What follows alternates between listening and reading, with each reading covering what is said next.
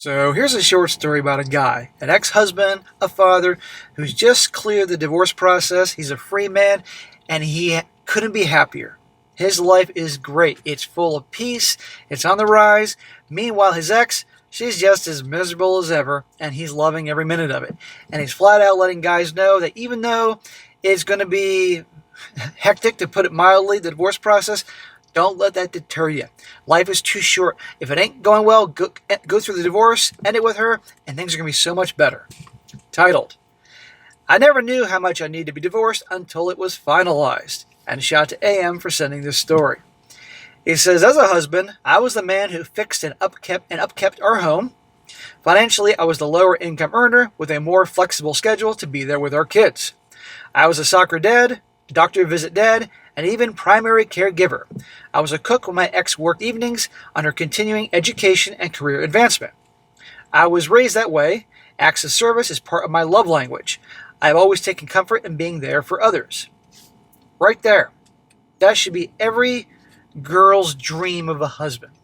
And yet, she obviously had reasons to complain. Well, 3 years ago, things felt off in our marriage. When I tried to communicate with her, I was more often than not shot down with excuses or lack of time to discuss. I did not realize it then. My body was holding onto stress that I couldn't see.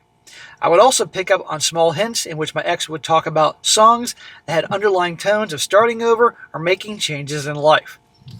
Well, women are all about their hints instead of directly communicating. Yeah, she was saying she wants out. But notice he was trying to communicate with her. Nope. She can't make the time. What does that say? Communication's key. Well, 2 years ago, I got the I love you, but I'm not in love with you conversation. But I was also told that I'm willing to do everything that I can to make things work out. If your wife or girlfriend or any girl you're involved with tells you that, it's over. Which basically meant that we or she would try couples counseling, no intimacy or positive communication during that time, only to have the counselor keep asking my ex if she was feeling depressed. I quickly realized that we needed to seek our own therapist to grow in our own separate ways. In the end, I was incredibly thankful for this decision. Well, if it led you to get off the pot and do something about it, yeah. Or crap, actually, my bad. The crap or get off the pot, that's what I was talking about here.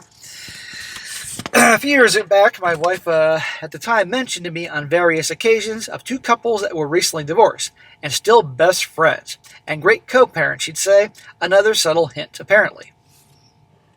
You can see through all her actions. All about actions, guys. She was done. 1 year ago, I filed for divorce after 17 years of marriage. Good job, dude. No need to suffer anymore. And you know what? You break up, maybe she can be a little happier. Ha ha ha. A few days prior to filing a divorce, I simply asked my wife if she felt as if she was giving the love that she wanted to receive. She sat there in silence, and I knew that it was time to make a change for the better for everyone involved. Well, good for him for taking action. It's interesting because overwhelmingly, it's usually the woman that files for divorce. I think probably she just wanted to put the blame on him.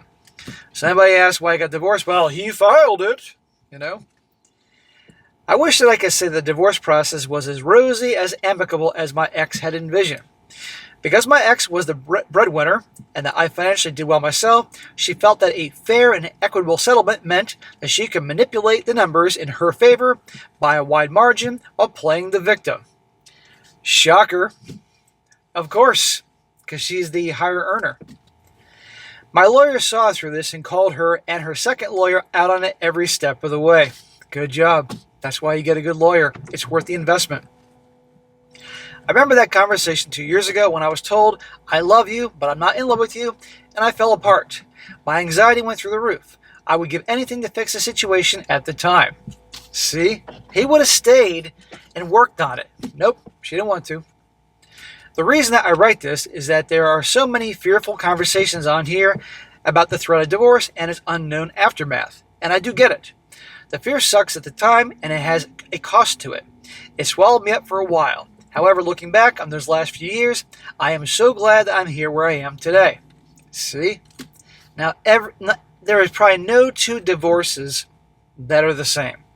There are a lot that are similar, but they're not the same because everybody's different. But still, His life is so much better now. I love having the ability to become a better person on my own terms with myself and the kids. Between help from therapy and working within a men's group, I've been able to set better boundaries in my daily life, as well as really develop and hold on to my core values. When I see my ex at co-parent exchanges, she seems so tense and angry, and I feel so indifferent. See? She's not any better. And you know what? Frankly, I don't think it was just him. She was just unable to be happy in general. Do you know how any middle-aged suburban moms are on antidepressants, the stereotypes hold, or have drinking problems? God almighty. But this guy, he's doing some therapy, men's groups, that's a key thing. I'm sure he's doing other things to make himself better, and he's feeling it different. That's the best way to be. I did not want the divorce, but in the end, unknowingly to me, it is exactly what I needed. And there you go. And that is awesome and good for him. So guys, if you're in a situation like his, no love left, literally her actions or maybe even her words say, I love you, but I'm not in love with you, and she's unhappy all the time and doesn't want to communicate and all these other things, and oh yeah, you're not getting any, guarantee this guy wasn't getting any, it is time to work on your exit strategy. Because you don't want your kids growing up in a household where mom and dad either simply are miserable or flat out hate each other's guts. It's not going to work out well. Countless stories, countless people telling me they were that kid, grew up in that household like that, and it was miserable. They wished their parents would have divorced. But anyhow, guys, there you go. Now, I'm going to read some comments here, and a lot of people definitely can identify and understand with this guy. One guy says here, are you me? Our stories are almost identical. For me, 3 kids, been together nearly 23 years, 18 married, and she's a breadwinner. I work full-time, but pick up the slack when she's not around. I found out at Easter that she'd been having an affair for well over a year. She's a high school vice principal, and her affair partner is the married, decade older principal. That made all the I love yous, but I'm not in love with you, and I got more sense. Also, the lack of intimacy from a woman who was apparently at her sexual peak. It's like these women attend a seminar and end up saying the same shit to us. Well, that's what I call the Hoback Handbook. Was there cheating in your case? Sounds like the same things I experienced with my soon-to-be ex before me. And the original guy that wrote this story says to him, I'm sorry to hear that you're going through something similar. It was strange. My ex was in the middle of her sexual peak too, and things dried up. It made me try even harder. When I was with her, I put way too much pressure on myself. I never really thought about she might be actually stepping out of the marriage. There was one moment that I did question it, but I had no real evidence, and her story seemed to check out. To be quite honest, it doesn't matter to me anymore if she was. Hear that? Again, indifference. He doesn't care. Hey, maybe she was cheating. Whatever. I'm done with the bitch. I've moved on. End of story. And you can see in the exchanges of the kids, she's pissed off and miserable. You know, success is the best revenge. And I bet you this guy who wrote this story here, sooner or later, he'll probably get involved with a chick. I hope he's smart about it. And I bet you she'll be younger, she'll be prettier, and that will really make his ex's blood boil. And he'll enjoy every step of it. And one more. This next was actually written from a woman who's going through a similar thing, but just from the female perspective. She says, I think the same is true for me as well. I was blindsided by the divorce conversation less than a year ago by my ex, a man. But it has since been a gift for my physical mental health. I, a female, was severely in survival mode for years, taking care of the house and kids solo while earning only slightly less than him. And I now can finally see the emotional and verbal abuse that escalated pretty quickly those last few years. Adding gaslighting about the affair he was obviously having, and yeah, I sometimes have to remind myself that I'm free now and can do whatever I want with my life right now.